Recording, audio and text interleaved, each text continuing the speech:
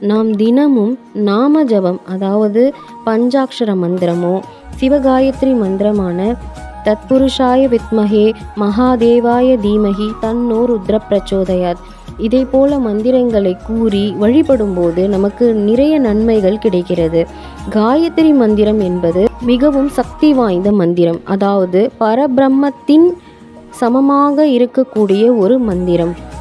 பரபிரம்மம் என்பது உச்சபட்ச கடவுளின் நிலை. காயத்ரி தேவி என்பவர் லக்ஷ்மி, சரஸ்வதி, சக்தி தேவி 3 பேரின் கலவையாக இருப்பவர். அதனால் எந்த ஒரு கடவுளின் காயத்ரி மந்திரத்தை கூறும்போதும் நம் பிரார்த்தனைகள் எளிதாக நிறைவேறும். 3 தேவிகளின் அருளால் நமக்கு கல்வி, செல்வம், தைரியம் அனைத்தும் கிடைத்து நாம் எண்ணியது நிறைவேறும். அதனால் நாம் காயத்ரி மந்திரத்தை உச்சரிப்பது, தினமும் நாமஜபம் செய்வது மிகவும் நன்மையை தரும். தினமும் 108 முறை சிவ மந்திரத்தை அல்லது நம் இஷ்ட தெய்வத்தின் மந்திரத்தை கூறுவது, காயத்ரி மந்திரத்தை கூறுவது மிகவும் நன்மையாகும்.